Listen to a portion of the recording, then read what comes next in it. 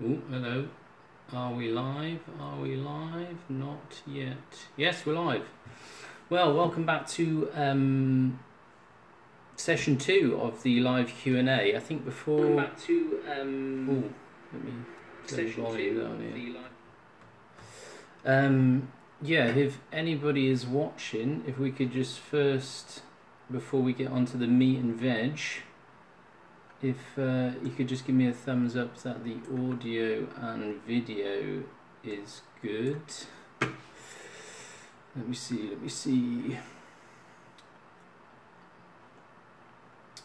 We shall start very soon. Let me check.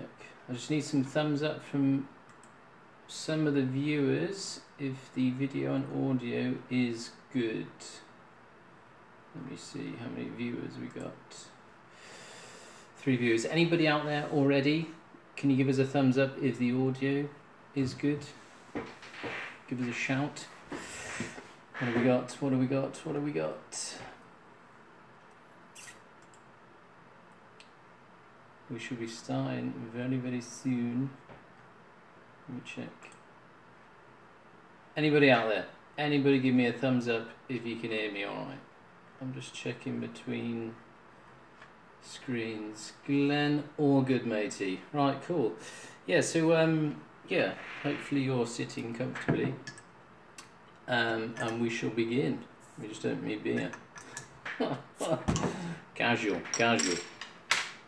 Yeah, any of you guys already got any questions? Then do feel free to fire away. I've got some sort of content I've got written down, but I might just leave that for when, if there's any uncomfortable silences. So, how are we doing? It'll start very soon, guys. Just checking the stream is good. Excuse me while I bugger about in between screens. Yeah, so if you've got any questions, do feel free to fire away. Apparently video and audio is all good.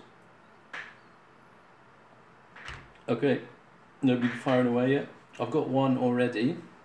Well, hopefully I'm doing this late enough.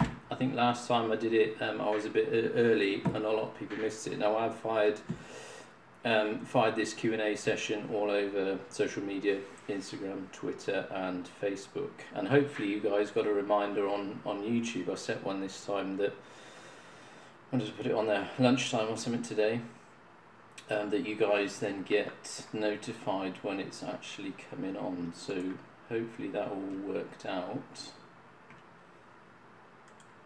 And yeah, cool. Right, we'll fire away. Hopefully there's enough people you watching. I'll start off with a comment or a question from Gary O'Neill. He messaged me on YouTube to ask if the vibes have been sorted out on the 2018 S1000XR, which they have. I mean, personally, I didn't think it was an issue before on the 2016 bike, but they have changed some of the they've changed some sort of rubber bushes under the header stock to try and dampen the vibe slightly. I haven't ridden the 2018 bike, but yeah, as far as I know, it's better. But as I said, I never found it an issue on the 2016 bike, to be honest. It was there, but I added some heavier bar end weights and it made it less, but you still get a bit in the pegs and a bit in the seat. Depends, it depends how you ride. You can work around it, but it wasn't an issue for me. So yeah, as far as I know, on the 2018 bike, they have tried to sort of make it better. So what have we got here? Hi, Glenn Penfold. How is motorcycle pricing comparable to UK and Germany? It's fairly similar. I wouldn't have said it's any more cheaper or expensive. Prices are fairly similar. They do vary slightly, but there's not a massive difference. Servicing costs too. Okay. I would have said, I mean, I've not had anything done in the UK, but from what I've seen online, from other guys in forums and groups, that servicing costs in the UK are fairly high, or they seem to be a lot higher than here. On my S1000XR for the first 1,000 km service, I paid €168, which was pretty good. And for BMW prices, you know, they're fairly expensive anyway. So, but having said that, I've just had the KTM Super Duke serviced, its first service at 1,000 kilometers, and it cost me €300, which I think is a lot. When you think about it, it's just an oil change and an oil filter, and they go through that stupid check. Well, it's not stupid, but they go through a check sheet of all these things. I think it's about 60 things or something to check that they have to go through this list. So I don't know. They seem to charge you a lot on labour, but yeah. So it seems to me, I think it's going up everywhere you go, but it seems that UK seems to be higher on servicing costs than here, which is a shame, you know. And I don't know. I think it kind of spoils the ownership a bit of it when they charge you fortunes for these services, and that's when people go elsewhere or they do it themselves. You know, whatever about the guarantee or warranty, people start doing it themselves or using sort of independent workshops or guys, I think it's mobile guys that ride around in UK. But you know, for here they're fairly strict on it, and if I was to go elsewhere, then you know, fingers would be raised. What have we got here? Dave, like your posts on the 1290 Super Adventure, thanks for that. What preferences do you have for helmets and earplugs regarding to wind noise? Thanks, keep up the fab channel. Yeah, I love that bike. As I said in that video, it's not really a bike that I would consider just as a sole bike. As I said before, if money was no option, I'd probably have two bikes in the garages, and that would be an adventure bike might come into question. But to solely have an adventure bike and nothing else, it wouldn't be for me. But I really liked that bike. Very good, and I just like bonkers. I like bonkers fast, you know. When I looked online after I rode that, and that bike does 0 to 60 in 2.9 seconds for an adventure bike. Absolutely ridiculous. To answer your question about helmets, best helmet I've had for wind noise or quietness is the Shoei GT Air. That is the quietest helmet I've had. I had previously, before that, I had the XR 1100 from Shoei, which was also good, but the GT Air is really quiet, and I can wear that helmet without earplugs without an issue. But earplugs wise, you know, I've tried loads over the years. You know, I've spent money on even by €30 or something for a set of earbuds, but they're not better than, you know, the cheaper sort of foamy ones that I also use, that you squeeze into a small ball and chuck them in your ear and it expands out. You know, I've got ones with plugs that you can just sort of hang on to two little cords and pull them out, and you can, I don't know, but they all seem to work. You can still listen to your music, you can still you know, make telephone calls or take telephone calls with them all in. So not really any preferences on earbuds, but you know, as I said, I've not found the expensive ones any better than cheap nasty jobs. So yeah, hopefully that answers your question on that. But helmet wise, Shoei GT Air is the quietest helmet I've had, and I've got 2 or 3 others in the garage, 2 from Nishua, 1 from Pro Biker, and they're all much louder. Some of them, you know, nicer helmets. I've got two carbon fibre helmets, so I like it for the weight. But you know, as soon if I've been wearing that for a few weeks and I throw my Shoei back on, I can tell instantly it's a much better helmet and much quieter. Right, let me just check how many guys are watching.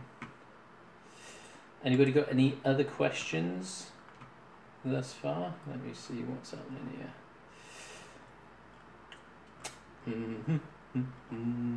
Okay, streaming status is good, so no buffering, no lagging, etc. That's cool. Yeah, so let's have another question that I've written down from Stefan Weir. Hopefully you're watching, Stefan. He says, I'm looking at buying the Super Duke GT. Don't know anybody who owns a KTM road bike. Just wondering how good they are, build quality, etc.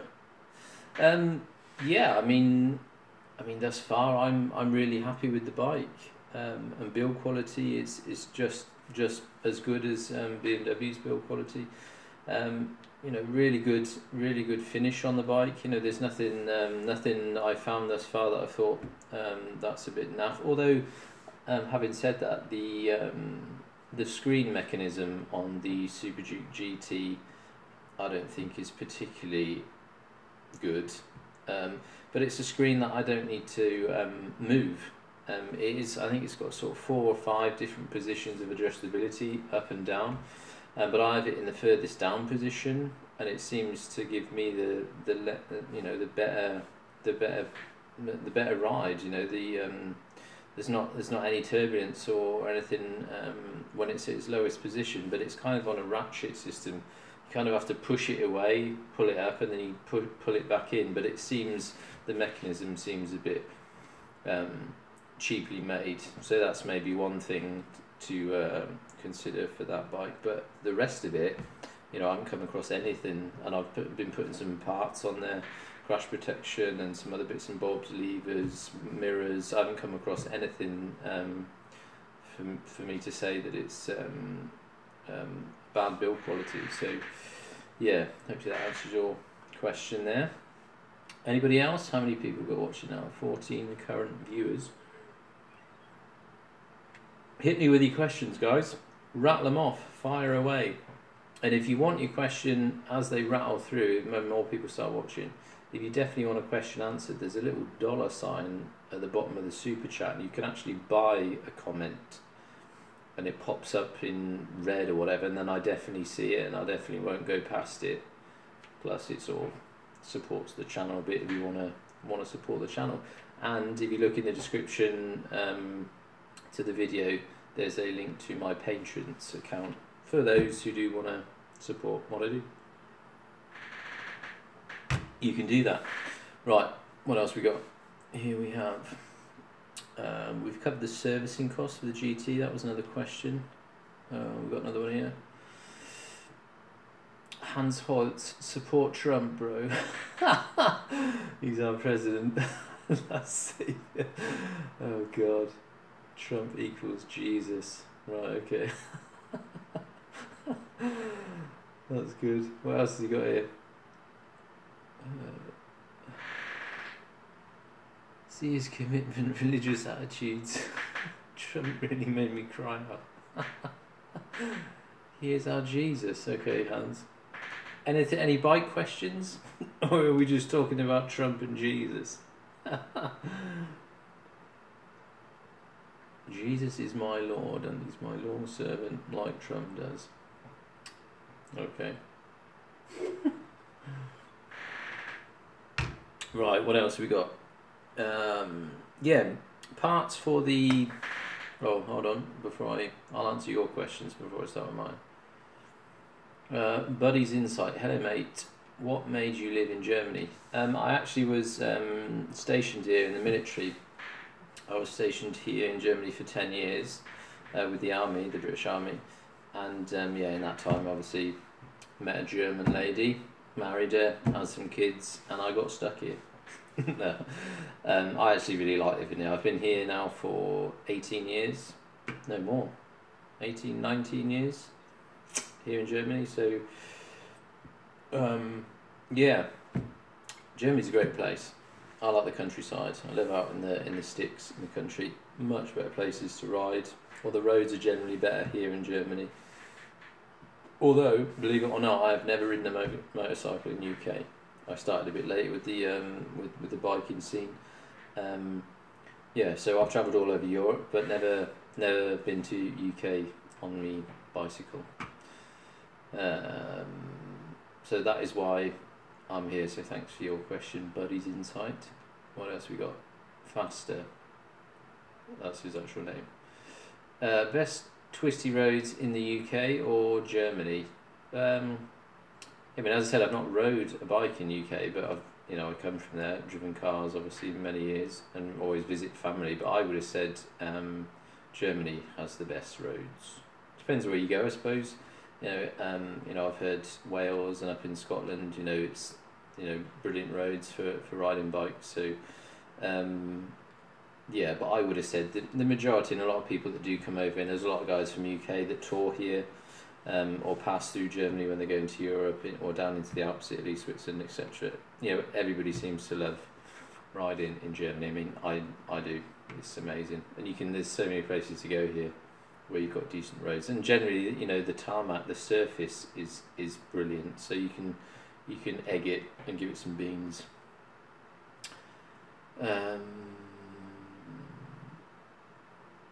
Hans, sorry, I don't know about bikes, but liked yo. Okay.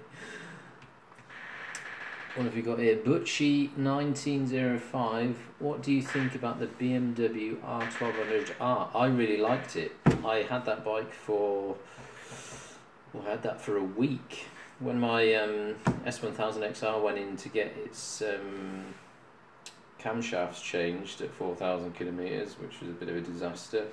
I first got given the 800 GS, and after 2 days I took that back. I hated that bike. I took it back and said, give me something else.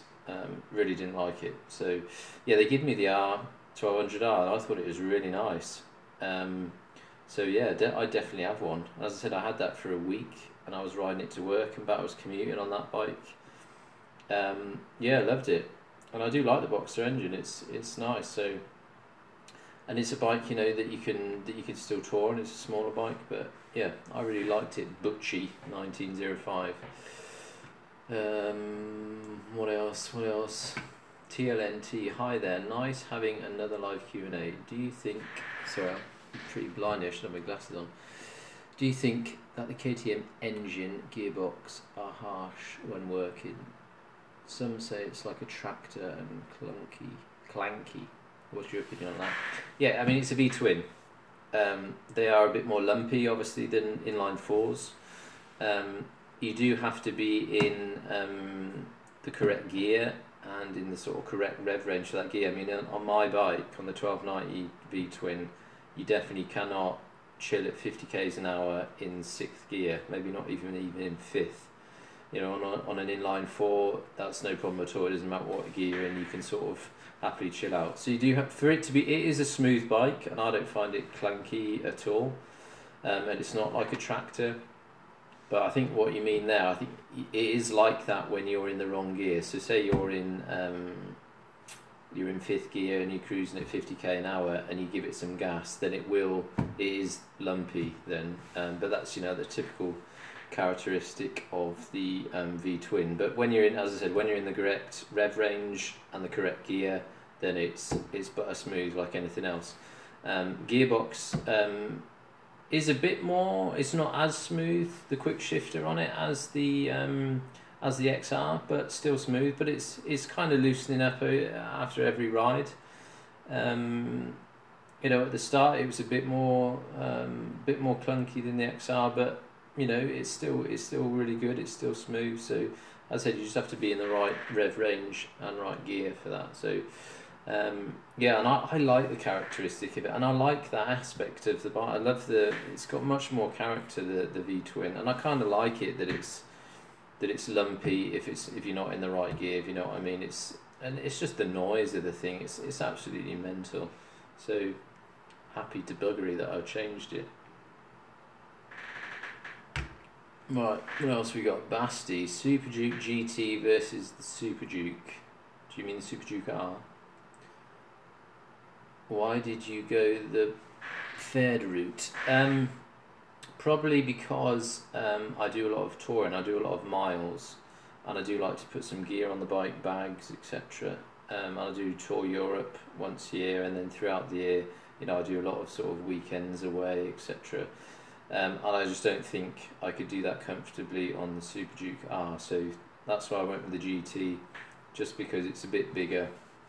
It's a bit bigger fared. It's got bigger fairing, so wind protection is better. It's got a screen. It has the luggage rack, so you can put panniers on it, which I probably won't be doing because I don't want to make the bike too adventure looking. Although the stock panniers that they offer do look pretty good. I can get more stuff in soft bags. I like to go soft bags on the tail of the bike and on the pillion seat. So that's why I went with GT, just for the fact that I do a lot of mileage and I don't think I'd be as comfortable in the R over the GT. So that's why. Oh, Basti again. And in addition to that, why not go for the Super Adventure route if you're looking for comfort?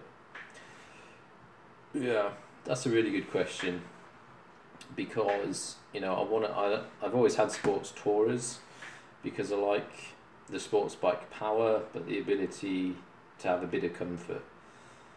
But now they've put out the Super Adventure, it's been out a while. Now that the Adventure bike has got sports bike power, and you can, that is a proper mile cruncher. I don't know, they bring stuff out all the time, don't they, that impresses me in particular. I mean, I love the Super Adventure for that. It's just, I don't know, I think it's probably too comfortable. I do like, high pegs. I do like a sporty position with the ability to put some kit on the bike. So, I don't know, I just don't think I'm ready yet. I'm not old enough for an adventure bike. Although them days are gone, when people say, oh, when you're over the hill you have to get an adventure bike when you can't ride anymore, or I'm just not there yet to own just an adventure bike. But as I said before, if money was an option, then I'd probably get one and have an adventure bike just for going down wherever to the Alps, and then have my GT or whatever just for knocking around on and scaring myself. Right, Buddy's Insight. Have you tried the MR MT10? Ridiculous power. What made you start with YouTube? Yes, I have been on the MT10, and I have actually got a video. If you look through my video, I can't link it now while we're live, but I did a video on that. So if you scroll through my video list, you'll find it somewhere. I think I did it sometime last year. Yeah, I really enjoyed that bike too, and I love the sound of the cross-plane engine. That's got a nice tone to it as well. And what does that have? 150 odd brake horsepower. That was bonkers fast as well. I really liked it. Thought the brakes were shit. The brakes are pretty bad. I think if you spending that much money on a bike, and they've thrown all the other tech at that bike. There's a good electronics package on it. Why they didn't stuff some Brembos on there? Pretty much all the modern bikes these days, all the higher end bikes, they're all rocking Brembo systems. Why they didn't do it on the MT10, I don't know. Because I thought the brakes were terrible on that, but everything else about it, I really liked it. And a second question from Buddy's Night. What made you start YouTube? Basically, I used YouTube. I think I started putting videos on there maybe 5-6 years ago, but completely unedited. I used YouTube just as a platform, just to store my videos, rather than having them all on my laptop, not doing anything and just taking up storage. I just uploaded them to YouTube as a place to store them and just to watch them whenever I had, if I wanted to ever look back on rides. But terrible videos. They weren't edited at all. I didn't have to use any microphones, and it was all just wind noise, and they were crap. But then, obviously, when you're uploading that sort of videos, you get your suggestions, what you might want to watch. So I started then getting suggestions from other motovlogging videos. So I was watching a few, and I thought, oh, that's pretty cool. And I started watching people like Adrian Nickelodeon, Leadpin. Both of them don't do it anymore. Baron from Grumble, RJ, they were the sort of the guys that I started to watch. So I got into it just from uploading videos to store, and then just from coming across videos, suggested videos that I might like to watch. And I thought, oh, I'm going to give that a bash, So then I got into sort of editing the videos a bit more, and then got some better audio for it, and it just sort of went from there. So yeah, that's pretty much it. It's just gone on. I mean, I've only been doing it properly for maybe 3 years. Half decent edits, half decent videos. So maybe 3 years. So in that time, I'm kind of happy with where it's gone. It does take a while. It does take time. But since then, I've been working together with 3 different companies now for bike products. So it can only get better. So I'm happy with where it's going. And to be honest, I'm liking more the interaction that it's getting now over the last year. talking to you guys, people commenting on, you always hear YouTubers cry out for likes and for comments. For likes and that, it does help your videos get noticed, but I like people to comment, not because I want to be noticed even more, but I just like to chat to you guys. People that you share a passion with is good to interact with. So keep up the good comments. Oh god, they're all rattling off now. Okay, faster again. Fuel consumption on the 1000 XR. I think it was around average. I think it was around sort of 5 or 6 litres to 100 kilometres, and I'm pretty sure that's accurate. 5 to 6 ish if you wring its neck a bit higher up, but generally pretty good. But the Super Duke GT does have better fuel consumption than the XR. Slightly bigger tank as well, so pretty good. What else we got? People writing in Spanish. How am I? You can't translate it, or can you? Go to channel. Sorry, I can't translate your Spanish comment there. Is there even an option to do it? Let me just check. Talk amongst yourselves. No, I can't translate it. Sorry, man. Gordon Fletcher, why did you move from the BMW to the KTM? Do you feel there is a model missing from the BMW range of bikes currently available? I wouldn't have said there's a model missing. I wasn't planning on selling mine.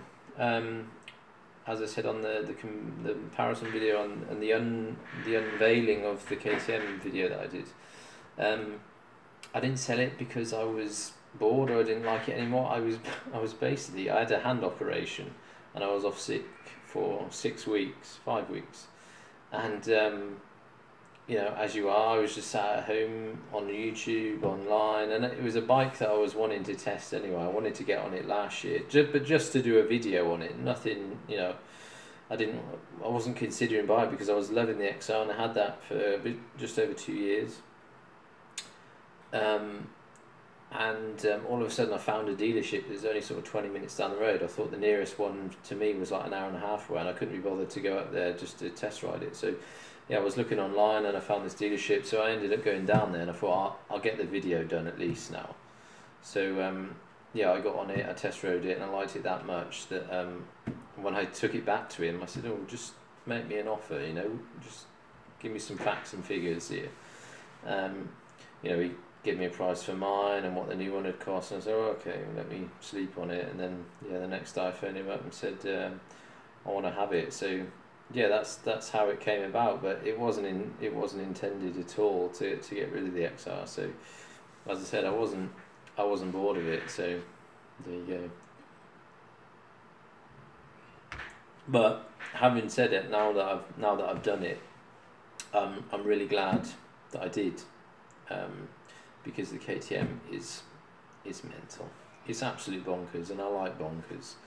I'm really liking the bike now, and I've done over 1,000 Ks on it now, 1,100, something like that, in 4 weeks. So I'm loving it. And I've got a ride out tomorrow, which is going to be another sort of 500k ride tomorrow. Don't know if I'll be able to film because it's an organised ride, and will be lots of group riding, so I won't be able to stop to change batteries. But it's supposed to be raining up until lunchtime, so I'm not even going to bother try to film if the weather's bad. So bugger. Jim Tucker, I like the custom seat you had on your S1000 XR. I emailed the guy and never heard back from him. Any suggestions? Yeah, that's a shame because I know Alistair from Elsmade, and I know he hasn't been particularly reliable. I have heard that a lot. He's not been particularly reliable with regards to replying to people's calls or emails or stuff on Facebook. But I know the guy is struggling with some personal reasons, and that's why he doesn't always have time to reply to people. It's a shame, but I do hear that a lot about him. I've had 2 seats done with him, and the work he's done has been amazing. So yeah, I mean I've put a lot of people onto him, and people have had seats done from him off my suggestions.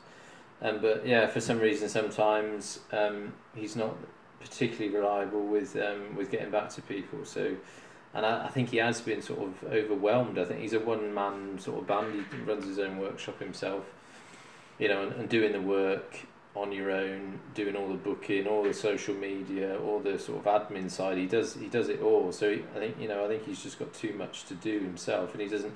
If he's making seats, he's not always got time to reply to everybody's sort of calls and messages. Which it's not great, is it? But that's just how it is with him. But as I said, his work's amazing. So if you do end up getting hold of him, then maybe wait, because his prices just cannot be beaten anywhere else. The quality of work that he does is awesome. So and the prices are just so cheap. And I've seen lots of places. I've been to bike shows here in Germany where they charge you nearly €1,000 and stuff like that for a seat, which is bonkers. And you can get your seat done at Alistair's there for a couple $100. So yeah, it's a shame, but what can you do? Maybe try a few more times before you want to go elsewhere. But see how you go, Jim. Sorry about that, a bit long-winded. Basti again. KTM's latest offerings are wicked. The V-twins are addictive. Yes, very much so. And that's another reason why I got the bike I did. I got the 2017 model, still new, but because the 2018 model was already out, KTM offered a €4,000 reduction on the 2017 models. And the only difference between the 2017 to 2018 was the colour of the paint. And the 2018 bike was 18,395, and the 2017 model is 13,995. So you're paying over €4,000 extra just to have the bike in black, and that was the only difference on the bike. Otherwise, there's nothing mechanically, anything else on the bike that is different apart from the colour of the paint. So again, I probably wouldn't have bought that bike. I wouldn't have bought the bike at all if I hadn't have had that offer, the €4,000 off. I just wouldn't have got a new bike. Then I would have kept my XR, did the test ride, made the video, but I wouldn't have bought it. But because it was kind of an offer, I just couldn't refuse, so went with it. What else we got? How long have we been going? Let me just check here. All the stream status is okay, but not good. Hopefully it's alright with you blokes. Let me see. Doesn't actually say. 30 minutes from me go. Okay. All good. I have to keep an eye on the stream status there. Werner Kombrick, is that how you say your name? Sorry if it's wrong. Are you going to trade your bike in when the 2019 Super Duke GT is released? Probably not. I mean, I've seen some leaked pictures of the 2019 bike. It didn't have any paint on or anything. It was just sort of, I don't know who leaks the photos. I think it's normally from MCM, or they get hold of some pictures. But I didn't really like the look of it. But it was only one picture I saw. They've changed the headlight on it. I think it's from I think they've put the headlight from the R on there. But I didn't think the shape of the bike looked particularly appealing. Might look different. Obviously things will get changed between now and when it's released, and with some paint on it might look pretty good. And it does have the down blipper on the 2019, and it will be updated with the TFT display. But that's going to make that bike, God knows how expensive, 19,000 euros maybe. So I probably won't jump at the chance. I mean, I do like to change my bike every sort of 2-3 years, but only if I can get a good deal. I don't have to change it. But yeah, first impressions of the new bike wasn't particularly sure I liked the look of it, but as I said, things can change. Jim Tucker again. By the way, how did the Super Duke before the S1000 XR? Both awesome, but quite different. Yeah, I mean they are. I mean I get asked a lot all the time. The comparison between the two bikes. Although they are both sports tourers and they both have similar sorts of equipment on, They are completely different. As I said before, XR I think it's a taller bike. It's a bigger bike. It's slightly more comfortable. The KTM is just that bit more sporty. It's kind of the KTM is more sports orientated than for touring and comfort. You know, the XR does have the sports bike power, but it does have that bit more sort of comfort sort of package thrown at it. So yeah, you can compare them in a lot of areas. You know, I compared a lot of the tech on the bike, but the actual bike itself, you know, the engine, you know, the V-twin, you just can't compare it to an inline four.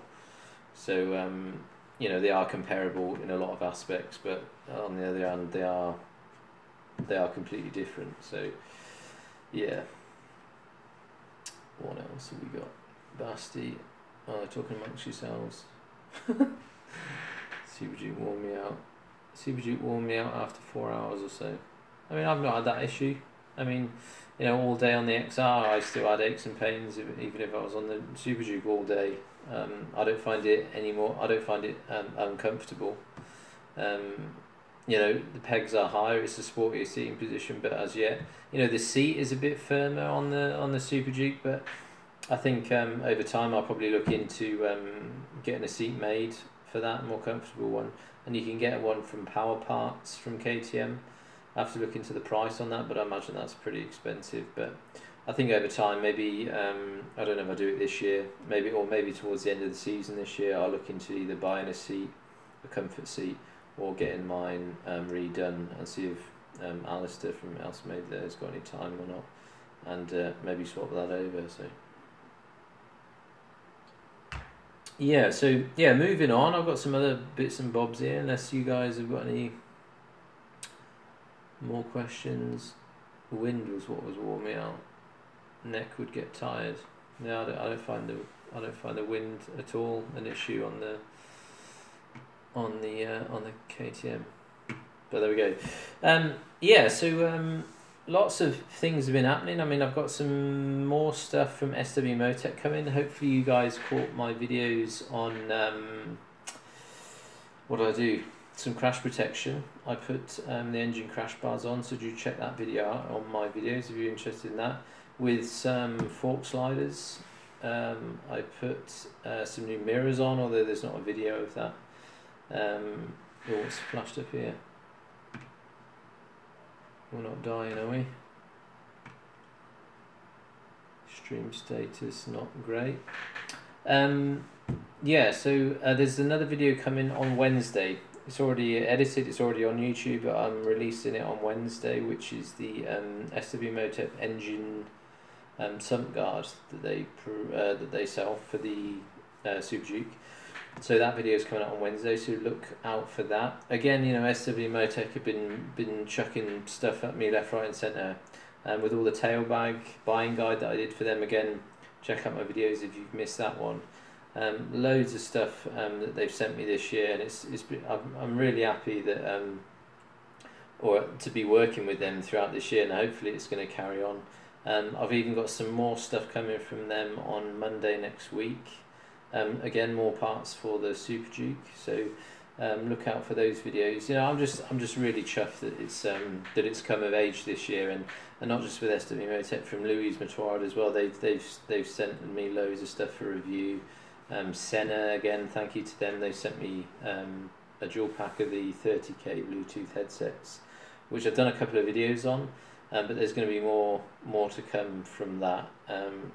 So I'm just really happy that this year especially things have really sort of kicked off. The channel's been noticed by a lot of companies. So I've turned down some stuff, but purely for the fact, you know, I don't want to disrespect anyone. I'm not going to name any companies, but I've been approached by some companies. But I'll only put stuff on my channel and show it to you guys if it's actually stuff that I think's good or that I would spend my own money on. I'm not really interested in testing people's stuff that I personally think's not great, you know, and taking money off the company just to say it's good when I actually don't believe it is. As I said, I will only put it out to you guys, sort of my viewer basis, or my viewer base. if I actually think the gear is good and that I would spend my own money on it. So, but I want to get out riding now. I want to get touring. And or on the subject of touring, my European tour kicks off. I leave on the 8th of June. I'm going down to the Alps. Things have changed slightly because the guy I was riding with has been taken ill and he had to cancel this week. And I was in and ahhing what I was going to do, because I didn't think maybe it was affordable to go on my own, because if you go with 2s or 3s and you share rooms, then the costs come right down. So I thought to go on my own, especially going to Switzerland. I was considering cancelling it and doing a tour of the UK, but I've subsequently looked and I've rebooked everything for the European tour, so I'm still going. I managed to keep the cost down, so that's still going on. So I'm setting off on the 8th of June, and I'll be spending 2 days in the Black Forest. So I'll be going from here, North Germany, down to Black Forest for 2 days. Moving on there, I'll be going to Switzerland from the Black Forest, and I'll be staying in Switzerland for 4 nights. And from there, so I'll be doing all the good stuff. And my hotel's right on the circle of the Grimsel, the Susten and the Furka Pass. So I'm going to be doing all the passes that I didn't get to do last year on my last year's European tour because the weather was bad. So I'm going to spend 4 days in Switzerland, and then from there I'm moving down into France. So I'm going down to Grenoble, well, not in the town itself, just off from Grenoble, and doing all the passes around there. And then from there I think I'm going to take myself 3 days from there to get home. So I'm going to do 3 overnighters on the way back. So I'm going to stay in France somewhere, and then the last night, which is the 18th and 19th of June, I've got an overnighter at the Nürburgring. So all being well, hopefully if I can get there on the 18th early enough, I'll spend the afternoon probably on the Nordschleife, and once I've checked out the hotel on the 19th, hopefully I can get around the GP circuit. I did look on the website for Nürburgring, and the 18th and 19th are both open for the Nordschleife and the GP circuit. Both got tourist days on, so I'm hoping to get on both tracks. So I was hoping to get on the XR around that last year. I spent the weekend down there last year. Spent 3 days there, and I didn't do one lap because it was just so rammed. It was so busy. DTM weekend was on the GP circuit, so it was so busy there, and there was just so many accidents. It was closed for the majority of the time because people kept binning it, smashing at the cars. Oh, I'm banging on. Oh, Crabmelder 24. How's it going? Moin. Hört sich nach einer ziemlich coolen Tour an. Yeah, I'm gonna enjoy it. I've not done a tour. I mean, I've been now. This is my 5th tour. I think 5th. 5th European tour, and this is the first one I'm actually going to go on my own. So, that's fine. I enjoy my own company. Quite like myself. But no, but I think a tour on your own. I don't think it is a bad thing to do actually, because I can actually concentrate on making a good sort of tour video. So I'll probably do an episode of each day. So I'll probably get 8. No, how many will I get? 11. I'll probably get 11 episodes of the tour out of it. If you ride with your friends or in groups, as I did last year. I did sort of, I think, 5 or 6 videos from that tour, but just of particular passes. I didn't film, any the stuff that you don't really see. I just filmed, the Stelvio Pass, or I filmed the Silveretta Pass. I just did some sort of famous passes and just filmed them. What I'm thinking about for this tour is actually doing sort of a diary of it all. So filming the stuff that you don't see, packing the bike, or in the hotel room of an evening, or planning routes. So I'm going to try and get all that incorporated into this tour, I think. So I can do that on my own because I'm my own boss and I can do what I want and I haven't got to worry about anybody else. So I can get all that sort of stuff done. So that is the plan. I'm glad I'm still going. I'm really gutted for me pal who can't come. It's a real shame. But hopefully he gets well soon, and he can come hopefully with me next year. So that's the plan so far. Stuart Forshaw, how's it going, Stuart? Stuart is a regular commenter on my vids. June 8th, senior seen you race at the TT. That's where I'll be. Ever been to St Jean Pied de la Porte? Nice roads. No, I haven't been down there. I've not been down to France. I've done I've done a lot. I mean, I've done a lot of mostly Austria, Switzerland, Italy.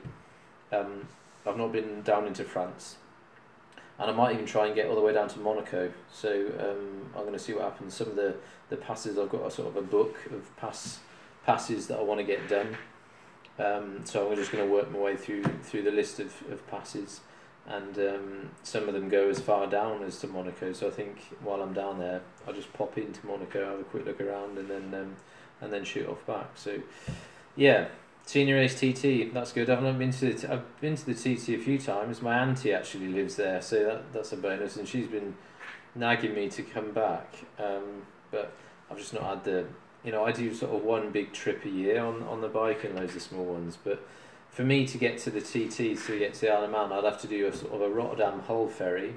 It cost me £300, plus the ferry to the Isle of Man. That's another. That the prices are shocking, aren't they? TT weekend or TT week. The 2 weeks you pay £300-400 for that, plus fuel, so it cost me £1,000 just to get there and back. And to be honest, I'd rather pay that money to go down to the Alps and ride myself than to go all that way, and pay all that money to watch somebody else ride a bike. I'd rather do it myself. Although she's been bugging me. I mean, I've been a few times when we were small, but I've not been back there for years. But with her being there, I could stay at her gaff, so which should save money, but.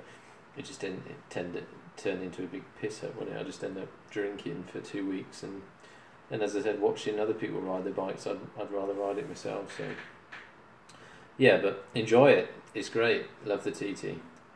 As you can see, like my jacket. Right, how long have we been banging on? 45 minutes. Should we keep going? Are you happy to keep going? I have to keep banging on. Jim Tucker. Jim, have you already been on? Jim's already been on. Jim's still there. Would love you to have to come. Sorry, I'm really bad at. I can't see. I should get my glasses. Where are they? Would love to come to the States to tour Colorado or Utah. Utah. Have you ever been? I've only been to the States once, but for work. I was there for 2 months, and I worked in Nashville. For a month or so, and then I moved in. No, I was in Knoxville first, Knoxville, Tennessee, for a few weeks. Then I went over to Nashville for another 4 weeks. So, but that's the only places I've been in America, and I was working. So, bugger. But yeah, Colorado, Utah, that'd be alright. Stu, for sure. Yeah, crossing is £260 from Liverpool, goes up every year. Yeah, and it's something I think you have to. Don't you have to book like 2 years in advance or something ridiculous? Yeah, it's a lot of money. I mean, I think if you're on the mainland, if you're in UK, it's not as bad. But I've got to get another ferry, and I'd have to do Rotterdam Hull. I can get to Rotterdam in maybe 3.5 hours from here. Overnight ferry, which is still £300, and a day gone with the overnight ferry travelling, and then ride over to Liverpool. I mean, it'd be good to do. I will do it, I'm sure.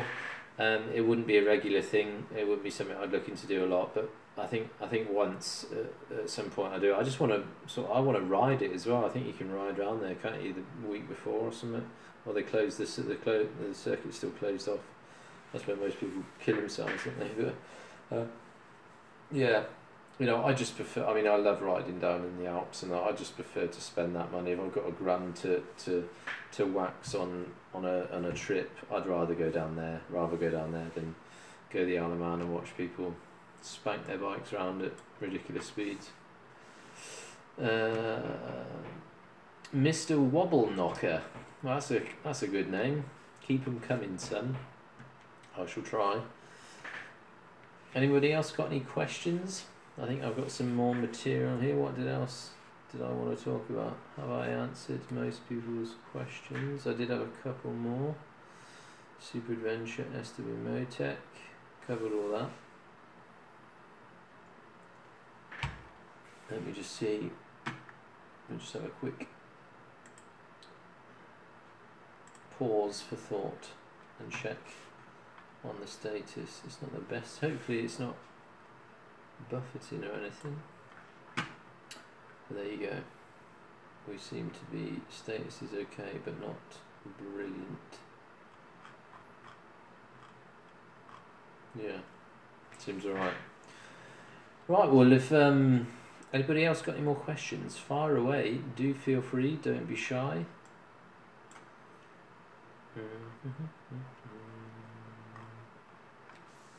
Yeah, tomorrow I've got a ride out to Weserbergland or Weserbergland. I was there last week. I did I actually did a video from that one when I went down to Kutterberg.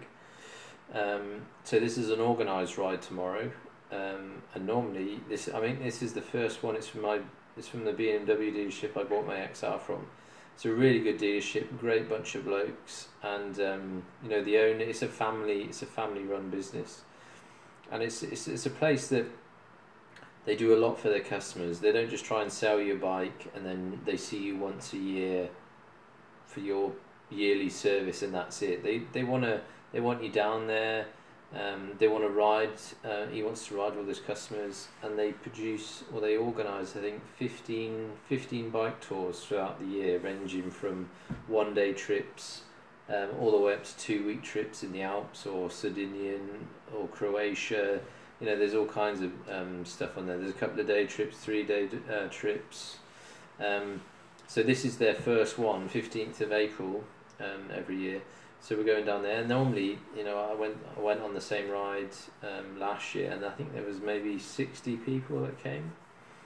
And you all ride out, and you ride out in groups. Then obviously 4 or 5 groups, depending on how many turn up, and skill level. They do sort of a slow group all the way up to idiotic fast groups, which I'll be in because I'm fairly stupid. And it's a great day out. You pay a few bucks. Everything's organised. You get some lunch. It's really well organised, and I think that's a great thing to do for your customers, to keep that. It's like it's a family. It's a community, in it, the biking community. Dealers that just want to flog your bike and they don't really give a monkey's about it, and they just see you, as I said, once in the year for your yearly service is naff. I want to do stuff, and I like to ride, and I like to meet new people.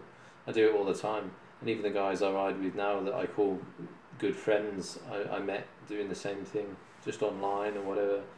And anyone want to meet up for a ride, and it's already started with the sort of KTM community in that respect. Just from buying the bike, I've already made a few friends from the KTM dealership. I've already been on rides with them.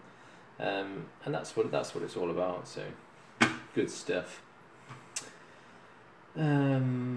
Stuart, get one of your sponsors to pay for a TT trip for testing purposes, of course. It's not a bad idea, that, actually. Might look into that. Kit me out in all their clothing and luggage, and I'll ride my bike to TT and document it for them.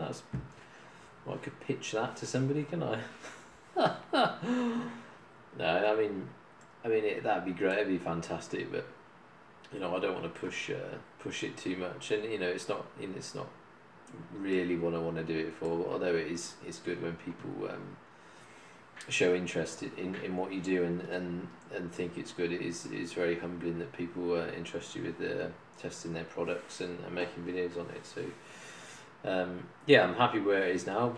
It can only get bigger. I don't even know what I'm up to now. 2,700 odd subscribers. So it's a small channel in the big scheme of things. But that I think with being that small, and I've already got the interest that I've had over the last sort of year or two. I'm chuffed to bits with where it's going. So yeah. Next month I've got I've got a couple of rides out. I'm actually meeting up with another YouTuber, another English guy that lives here in Germany. I'm not going to reveal anything as yet, but we're going to get out for a weekend visit. So we're going to meet up, ride around somewhere, sort of do some dual vlogging. So I'm going to look into doing some more of that, I think. just meeting some other YouTubers and having a chat and doing some vlogs together. I think's awesome. So, especially if you can find a nice place to ride, which Germany has an abundance of, then yeah, I should be doing that too. So I think this year, there's going to be a lot of riding this year. I think I'm going to be doing a lot of Ks. The European trip's going to be at least, I don't know, 4,000 Ks, maybe more, 4,500 Ks. I'm going to get on the bike in 11 days. So yeah, and all the other sort of tours and everything that I've got coming up. So who we got? Glenn Penfold, AMC. Yes, Glenn. That very man, great lad. We've been chatting already for a while, so we're gonna get something sorted out. What was I saying? Yeah, tours for this year. I think I've got already with the European tour. I think I've got five trips booked already. Throughout the year. So the first one is on Sunday. I've got a couple in May. I've got the European tour in June, and I think the other longer tours. I think I've got one 3-day tour, one 2-day tour, one in September, and one in August. And that's all the organised stuff that I'm going to be doing with other people or with dealerships. That's apart from the days I'm just going to ride on my own or with friends or something. So I'm definitely going to be smashing some Ks on the bike this year, I tell you. But now that I've got a new one, it's alright. I was getting on to the 2-year point on the XR, and it was edging towards the major service, and I needed new tyres on it, so I saved myself that and all. So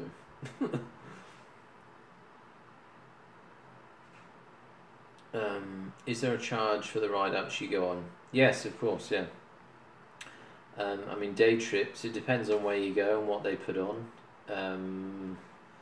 The one on Sunday, I think you pay €20 for. I think like 10 bucks goes towards your lunch, and the other 10 bucks goes to the tour guide, I believe. But they're sort of they're bigger tours, they're longer tours. That if they do a week in the Alps or 2 weeks somewhere else, it's fairly expensive because they either load the bikes onto trains.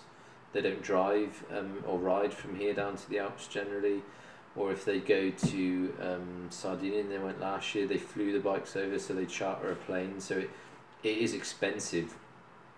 You pay probably double the price going with the dealership, whereas if you organised it in one on your own. That's the beauty of it, I suppose. If money's no option, that you just take your bike to the dealership, down to the dealership, you leave it there with all your gear on. It's got to be packed already with all your gear and that on it, and they do everything for you. They chuck it on a plane, they fly it down the week before. You haven't got to worry about any hotels, you haven't got to worry about your day tours getting lost. That's all organised, all your meals, everything's sorted for you. So that's where the money goes. So there's definitely a cost involved with doing these tours, and I think the 3-day tour is something I'm paying maybe $200 for that one, which is a lot more than what it'd be if I went myself. It's 2 nights, so I could probably get a hotel for 2 nights for $100, where I'm paying 200 then to the dealership. But again, it's for the hotel, your food's included, some of it goes to the tour guide and the organisation of it all, so you have got to pay a fee.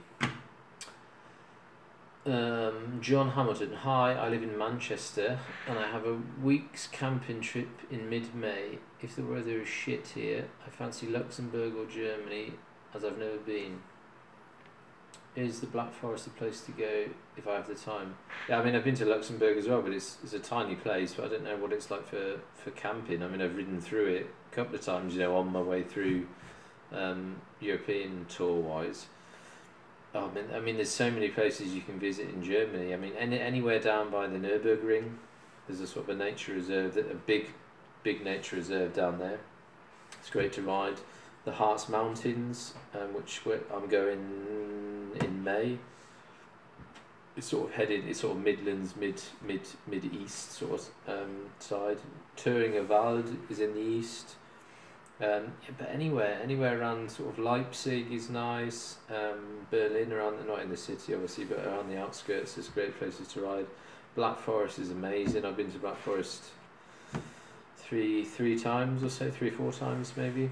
I always go through there when we go to down to the Alps on the European tour. I always ride through the Black Forest. Sometimes it's just straight through without stops, but this year I'm physically gonna overnight there, and oh no, 2 nights I've got there, so I can get 2 days worth of looking around, because I've not done it all by no means. You do it all over the Black Forest, you can't go wrong with it. Anywhere you go in there, it's all beautiful forest, nature reserve, and the roads are great, very twisty. You can have a lot of fun there. So, yeah, Black Forest is awesome. But again, there's so many places in Germany you can go and ride around. Down by Stuttgart is really nice. Yeah, sky's the limit. I mean, as I said, Germany's got so much you can do here, so many places to visit and ride. So, yeah, do that. As Luxembourg, I'm not sure on. As I said, I've only ridden through it, so I don't know how you get on. You can be through it in 20 minutes. It's not a big place. So there's places to look at and to go and visit. Depends how many days you were taking there, but you wouldn't want to spend more than 2 days there, I don't think, because you'd have seen it all. It's a small place, so yeah, get yourself down to Black Forest, I would have said. A lot of people do go, a lot of people coming from UK that are travelling through, you're always going past Nürburgring. If you cut through Germany at sort of southwest, you're always in that area anyway if you're cutting through. So a lot of people go around the Nürburgring, but just in that general area, you've got there's a lot of places to go. So a lot of people do go to that area. If you go in further across to Harz, it's more of a ride into Germany. You're not really sort of passing through. You're sort of going slightly north as well. So yeah.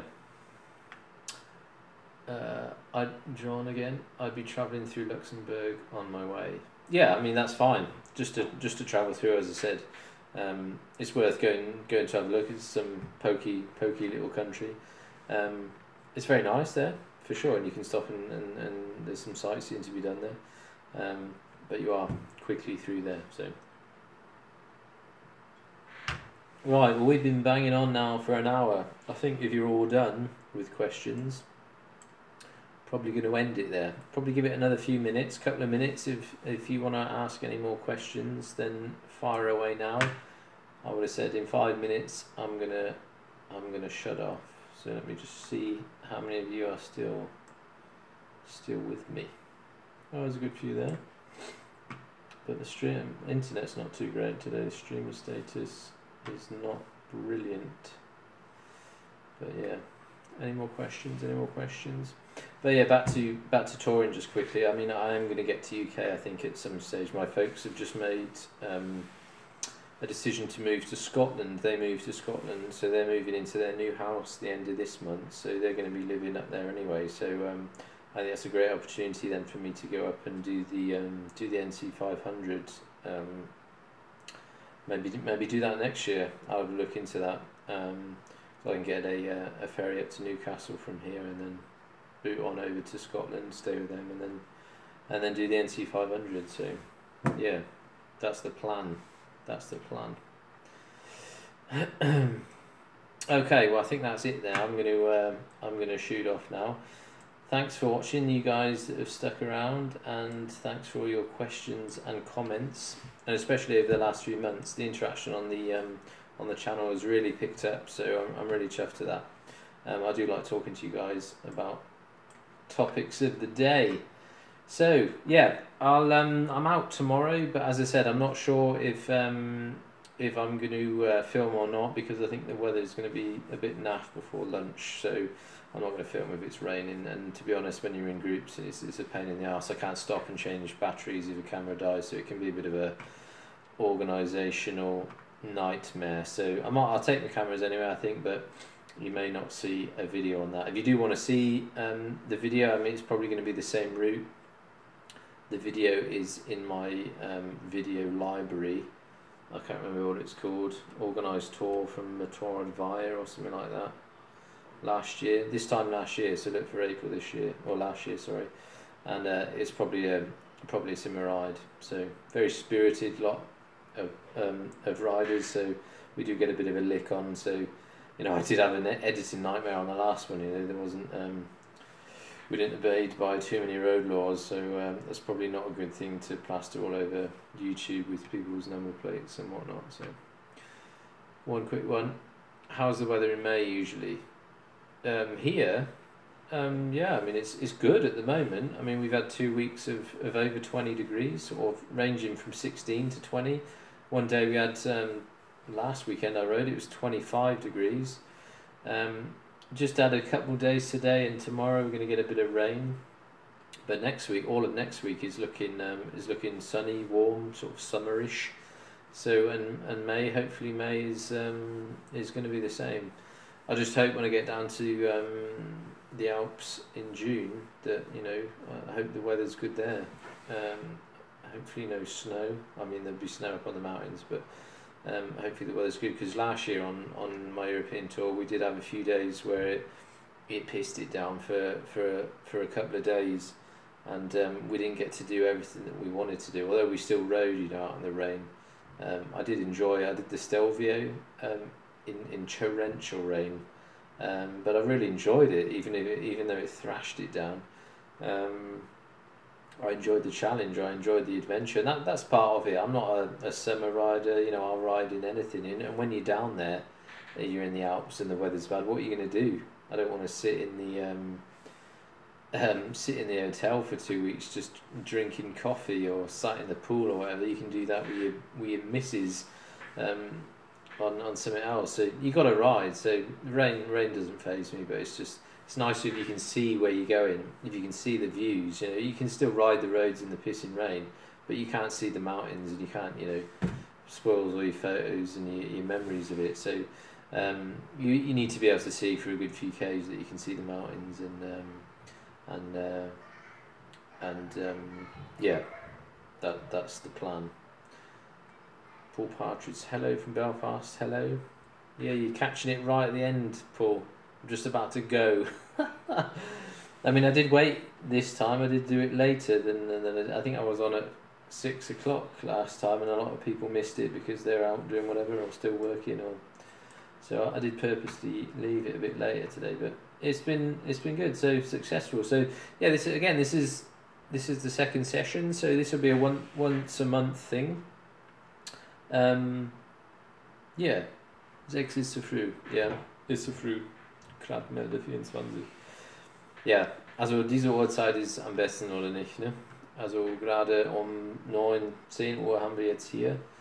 Also 9 in England, und dann passt das schon. Yeah, so I think I'm gonna end it there. Oh, tempo 800. No tempo 800. Just got in. Shit. Yeah. I mean, you just got in. What are you doing? Everybody's out on the lager. Yeah, but you can watch this. This will be in my video library. It won't be live, obviously, but it gets uploaded straight away to the into my video library. So you can still comment on the video. You can still ask your questions, and I'll just get them as a message, and I can answer some of your questions later on for the guys that are just turning up late for the show. Right, so that is it now. An hour and 10 minutes. I think we've exhausted this session. As I said, once a month thing this is going to be, so look forward to it this next month. Similar sort of time, sort of 4 weeks time, 3-4 weeks time, and the next one will be on there. So if you do want a question asked, as I said before in the start of the video, you can buy a question. It helps me out, it supports the channel, but it makes sure I see the question. It comes up in bright blooming red. If you've got a burning question that you definitely want an answer on, then go down that route if you want to. Otherwise, send me questions on my Facebook page, Twitter, or on Instagram, and I can note them down if I can't answer them straight away. And but I'll probably publish that before the next live Q&A comes out. I'll probably ask you guys to send me some over, because I don't want to run out of stuff to say or have uncomfortable silences when nobody's answering any questions or even watching. But yeah, so thanks to you guys for watching, and I'll catch you on the next ride. Catch you later. How do I stop it?